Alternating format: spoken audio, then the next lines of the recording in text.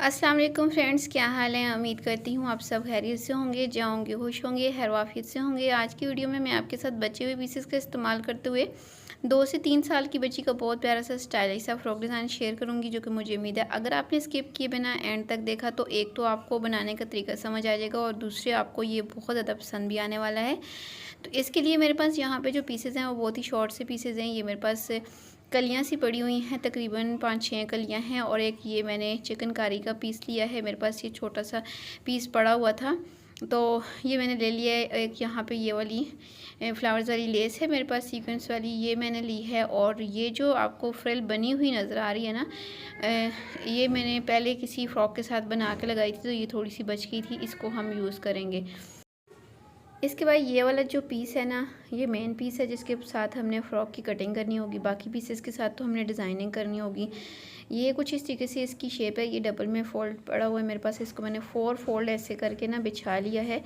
और अब इसकी जो लेंथ है वो मैं आपको बता देती हूँ। इसकी जो टोटल लेंथ है, इसकी लेंथ 18 इंच है। मुझे अपनी फ़्रॉक की तैयार लेंथ भी 18 इंच ही चाहिए, ठीक है। और इसकी जो चौड़ाई यहाँ से मैक्सिमम बन रही है तकरीबन 10.5 इंच बन रही है फोल्डेड, ठीक है। तो अब मैंने यहाँ से ऊपर से मेजरमेंट करनी स्टार्ट करनी है। दूसरी अहम बात यह है कि यहाँ से ऊपर से हमें इसको सिलाई लगानी नहीं पड़ेगी शोल्डर वाली साइड से, क्योंकि ये हमारा ऊपर से फोल्डेड कपड़ा है, ठीक है। तो इसलिए हमने 5 इंच का शोल्डर लिया है तो 5 इंच ही हम इसका आर्म होल ले रहे हैं। जो हम हाफ इंच एक्स्ट्रा लेते हैं ना कटिंग में या सिलाई के अंदर कवर हो जाता है, तो ऊपर से हमने इसकी सिलाई तो करनी नहीं है, इसलिए हमने पूरा ही 5 इंचेस लिया है। चेस्ट जो है यहाँ पे ये देखिए 7.25 इंच तक आ रही है, हम ये सारी ही ले लेंगे। और अब हमने जो पेटी का हिसाब रखना होता है ना, वो मेरे हिसाब से तो मैं 8.5 इंच रखूँगी। आप पूरे 8 इंच भी रख सकते हैं 3 साल की बच्ची के लिए। अच्छा, अब जो इसकी वेस्ट है यानी जो कमर की फिटिंग है वो मैं 6.5 इंच पे मार्क कर रही हूँ और चेस्ट और वेस्ट को आपस में मिला लूँगी। अब यहाँ से ये जो बाहर की तरफ हमारा फैब्रिक निकला हुआ है इसको हम सीधा कर लेंगे और अंदर से हमने फोल्डेड साइड से चेस्ट वाली जगह से 3.5 इंच पे मार्क करना है और ये जो सीधी लाइन है ना, यहाँ तक हमने इसको ड्रॉ कर लेना है। इसके बाद जी हमने इसके लिए बाकी की जो कटिंग है वो बाद में करेंगे। पहले हमने जो मेजरमेंट की हुई है ना, पहले हम इसकी कटिंग कर लेते हैं। सिंपल कटिंग है, इसको कोई भी आसानी से बना सकता है। अगर आपके पास भी इस तरह के शेप में पड़े हुए पीसेस मौजूद हैं तो आप ज़रूर इसको ट्राई कीजिएगा। हमें कोई एक्स्ट्रा फैब्रिक लेने की ज़रूरत पेश नहीं आएगी। इसी फैब्रिक के साथ हमारा प्यारा सा फ्रॉक बन जाएगा। जो मैंने एक्स्ट्रा फैब्रिक वगैरह लिए हैं वो मैं डिज़ाइनिंग के तौर पर यूज़ करूँगी, ठीक है। नीचे से भी हल्का सा हम इसको तिरछा करेंगे ताकि इसके कॉर्नर ना निकलें और यहाँ से भी हम इसको हल्का सा तिरछा कट कर लेंगे। अच्छा जी, अब हमने इसके गले के लिए मेजरमेंट करनी है। तो गला जो है वो 2 इंच की चौड़ाई का रखूँगी और 2 इंच की इसकी लंबाई रखूँगी। ये मैं बैक का गला रख रही हूँ। फ्रंट साइड का जो गला है वो मैं 1.5 इंच बाद में थोड़ा सा डीप कर लूँगी। इसको दूसरे तरीके से मैं आपको रख के दिखाऊँगी कैसे हमने इसको कट करना होगा, क्योंकि ऊपर वाली साइड से फ्रंट और बैक जो है वो आपस में एक ही है, यानी कि ये कट नहीं किए हुए। अच्छा, इसके बाद डिज़ाइनिंग के लिए ये वाला जो पीस है ये हमने लेना है। पहले हम इसकी पेटी के हिसाब से इसकी मेजरमेंट करेंगे। ऊपर से हम इसको हाफ इंच बढ़ा के रखेंगे क्योंकि ये जो है इसको तो सिलाई होना है, ठीक है, लेकिन जो शोल्डर है उसको हमने सिलाई नहीं करना। अगर आपका शोल्डर सिलाई करने वाला हुआ तो फिर आप इसको बराबर ही रखेंगे। जितनी हमारी पेटी की साइज़ है वहाँ तक मैंने मार्क कर लिया है। अगर आप ना भी मार्क करें तो अभी आपको अंदाज़ा हो जाएगा कि ये मार्किंग मैंने क्यों की थी। अच्छा, इसको मैंने फ़ोल्ड कर लिया है और अब हमने इसको अपनी फ्रॉक के नीचे इस तरीके से सेट करके रखना है कि बाहर वाली साइड यानी जो कटिंग वाली साइड है ना, आर्म होल्स वाली साइड, वहाँ से हमने इसको बिल्कुल बराबर करना है। और जो अंदर वाली साइड है ना फोल्डेड, वहाँ से जितना भी ये कम हो इसका कोई इशू नहीं है। बाहर से हमने इसको बिल्कुल बराबर रखना है, ठीक है। और जो आर्म होल की शेप हमने कट की हुई है या जो हमने फिटिंग वगैरह की मेजरमेंट की हुई है ना, वहाँ से हमने इसकी मेजरमेंट साथ में कर लेनी है। ऊपर से भी हम इसको चौक की मदद से ट्रेस कर लेते हैं। गले के ऊपर से भी सारा हमने इसको ट्रेस कर लिया। अब हम फ्रॉक को साइड पे करेंगे और अब यहाँ पे ये देखें इतना हिस्सा हमारा ये पेटी के अंदर आ रहा है। नीचे वाला जो हिस्सा बच गया है इसको भी हम डिज़ाइनिंग में यूज़ कर लेंगे। अब गले वाली साइड से 3 इंच अंदर की तरफ मार्क करेंगे, ठीक है। और इस मार्क से फिर हम इसको हल्का सा वी शेप में ऐसे नीचे की तरफ ले आएंगे। और नीचे वाले जो पीसेज हैं ना, ये फोल्डेड है तो 2 पीसेज हैं, इनको भी हल्का सा हम ऐसे शेप दे देंगे, ठीक है। अब हम पहले ऊपर वाले हिस्से को अलग करके इसकी कटिंग कर लेंगे। जितनी हमने मार्किंग की हुई है ना उस हिसाब से पहले हम इसकी कटिंग कर लेते हैं। ये बिल्कुल न्यू डिज़ाइन है जो कि मुझे उम्मीद है आपको ज़रूर पसंद आएगा। फैंसी ड्रेसेस के ऊपर भी आप ये डिज़ाइन बना सकते हैं। इसके अलावा जो ए लाइन फ्रॉक्स हम बनाते हैं उसके ऊपर भी अगर आप इस डिज़ाइन को बनाना चाहें तो ज़रूर बनाइएगा। कोई भी सीक्वेंस वाला फैब्रिक आप लेके ऊपर इसकी डिज़ाइनिंग कर सकती हैं, ठीक है। कोई कंट्रास्ट फैब्रिक लेना चाहें तो आप उसके साथ भी, जैसे कि मैंने कंट्रास्ट में फैब्रिक लिया हुआ है। अच्छा, अब ये जो नीचे वाला हिस्सा है इसको भी हम कट कर लेते हैं। ये भी 2 पीसेज हैं, इनको भी हम इसके नीचे यूज़ कर लेंगे डिज़ाइनिंग में। अच्छा, थोड़ी सी इसकी शेप हम आगे चल के मज़ीद अगर बनानी चाहिए तो हम बना लेंगे। ये देखिए, इसकी हल्की सी राउंड शेप बना लेते हैं ये इस तरीके से। और ये कुछ इस तरीके से इनको हमने सेट करके लगाना होगा, लेकिन बाद में लगाएंगे। अच्छा, अब इस तरीके से हमने गले को फोल्ड करके बिछा लिया और बैक साइड पे हमने 3 इंच पे कट लगाना है, यानी 3 इंच की हमने इसको कटिंग करनी है। और फ्रंट साइड जो है वो 1.5 इंच हमने इसको थोड़ा सा डीप करना है। 1.5 इंच तक हम इसको मार्क करके इस तरीके से राउंड शेप बना लेंगे।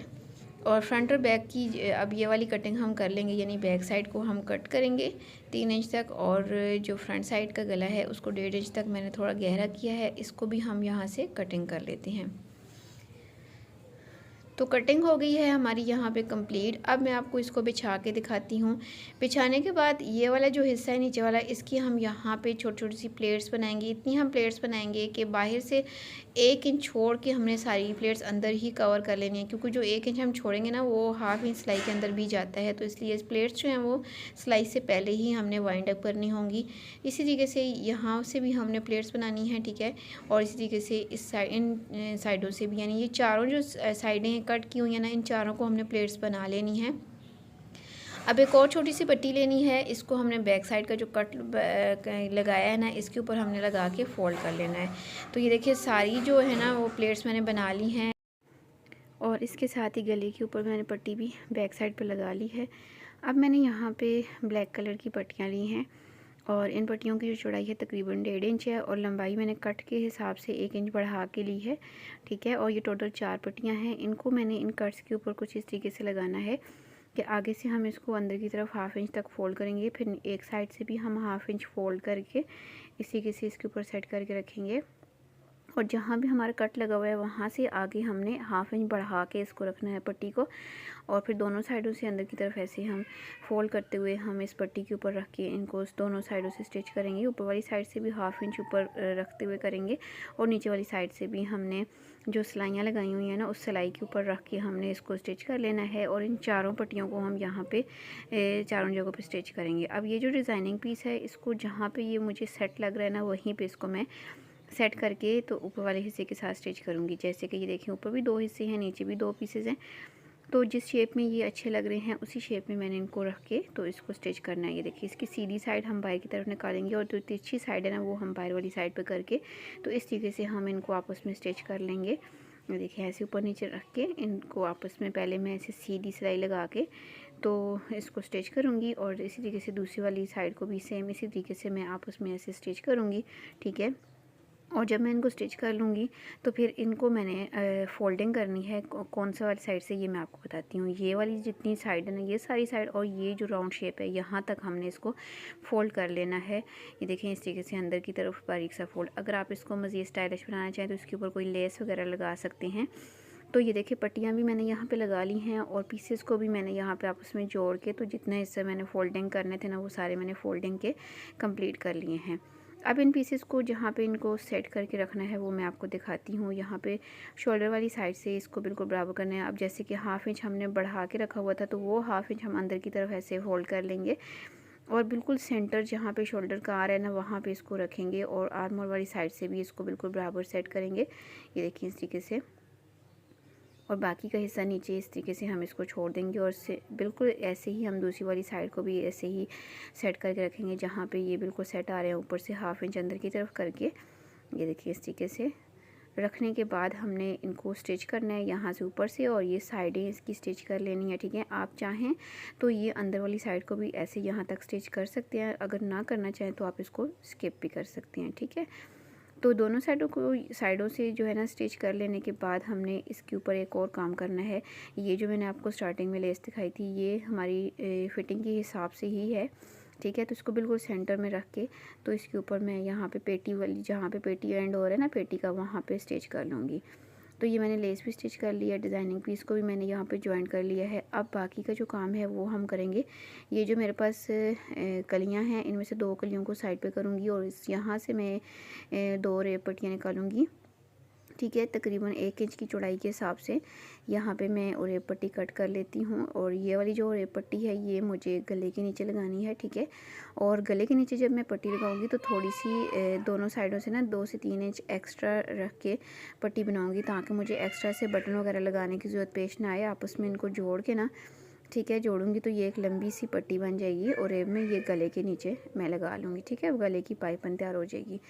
इसके बाद ये जो बाकी की 4 पीसेज हैं ना, इनको मैंने घेर के नीचे लगाना होगा, क्योंकि मैंने आपको स्टार्टिंग में बताया था कि 18 इंच हमारे पीस की लंबाई है, तो मुझे 18 इंच ही लंबाई चाहिए। तो लंबाई को मैंने नीचे से फोल्ड तो करना नहीं है, तो अब मैंने यहाँ पे तकरीबन 1.5 इंच की चौड़ाई के हिसाब से यहाँ से ये पट्टी कट करनी है। और ये टोटल 4 पीसेज हैं। इन चारों को जब मैं आपस में स्टिच करूँगी ना, तो इनकी काफ़ी ज़्यादा लंबी जो है ना, लंबाई काफ़ी हो जाएगी।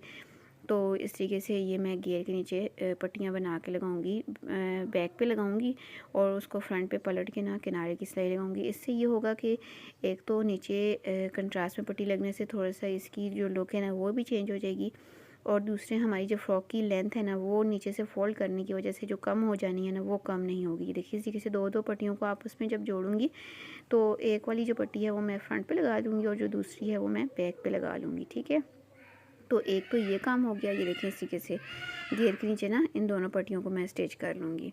तो ये हो गया। इसके बाद जो बाकी का काम है वो है हमारी स्लीव्स की डिज़ाइनिंग। तो स्लीव्स के ऊपर मैंने आपको स्टार्टिंग में फ्रिल दिखाई थी ना, यही वाली फ्रिल मैं यहाँ पे रख के लगा लूँगी। ठीक है, और फ्रिल को लगाने से पहले जब लगा रही होंगी तो उसके साथ मैंने यहाँ पे इसकी पट्टी भी लगानी है, ताकि पट्टी जब मैं बैक पर पलटूँ तो फिनिशिंग के साथ हमारी जो फ्रिल है ना वो तैयार हो सके।